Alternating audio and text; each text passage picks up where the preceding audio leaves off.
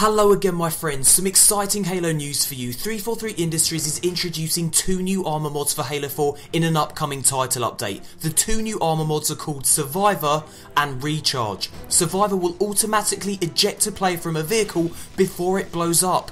Recharge speeds up the rate at which your shields recharge. I'm about to play you a snippet from an interview in which 343 Industries talks to Major Nelson about these 2 new armor mods. Here we go.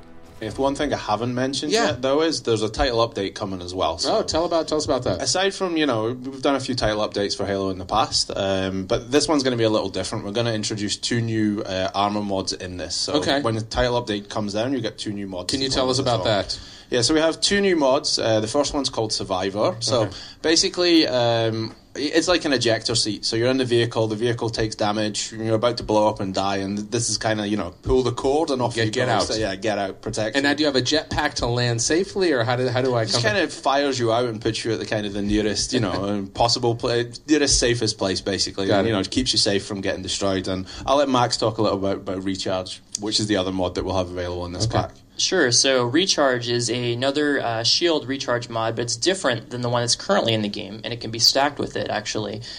So this particular one speeds up the rate at which the shields themselves recharge. So just yours, or are your teammates? Or just yours. Okay. Just yours. And again, so we have one that basically speeds up the time before shield recharge kicks in. Right. And now we have one that also speeds up the time it takes for the shields to fully recharge. So again, it's an option you can take over some of the other packages that are there. Right. And it has some interesting implications for different objective-based modes. And again, for Ricochet, because if you want to be an objective carrier, that's something that'll make you survive a little bit longer, give you some more options. Well, I spent a lot of time in vehicles, so that Ricochet, my ears perked up when I heard that, because I was like, okay, that's certainly going to be interesting. I think, as Max talks, when we look about maps, and we look how we design modes for maps, on top of this, when we were looking for, what we were going to do for this pack, we looked at what other mods can we do that fit together, so we feel like, we have kind of a cohesive bundle for everything, so that's partly, been the aim in the design of these mods as well. And obviously the mods will work with all the existing they work with everything, so I think to be honest, that's been one of the challenges. How do we make mods that are, interesting for everyone, but work well for the Ricochet mode that we're bringing out too. So that's been, as Max talks before about playtest, that's been one of the key things to this. And I also want to talk about the Ricochet mode. Will also, you can use that in other maps as well, the previous maps. Is that accurate? That's correct. We're going to have support again. That mode has been built specifically, unlike Griffball, in not requiring a specific arena, so it can be put into other maps as well. So we'll have more news on that. Right. That's why you guys have a title update. You're kind of setting everything else. Anything else you got there, Graham?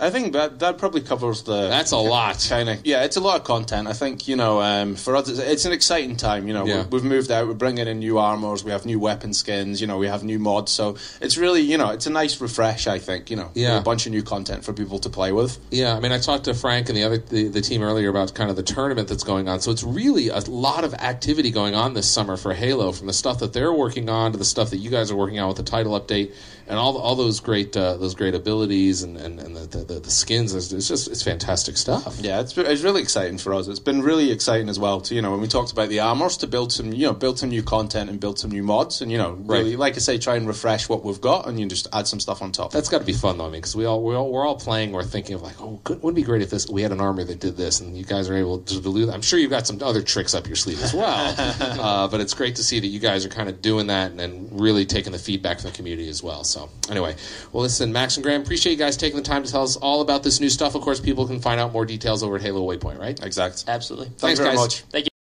So there you have it, 2 new armor mods for Halo 4. I'd love to hear what you guys think of them and whether or not you actually use them, so leave a comment below. And just so you know, I'm working on a video that breaks down in great detail everything you need to know about the Champions bundle, so stay tuned to more console. Thanks for watching, guys.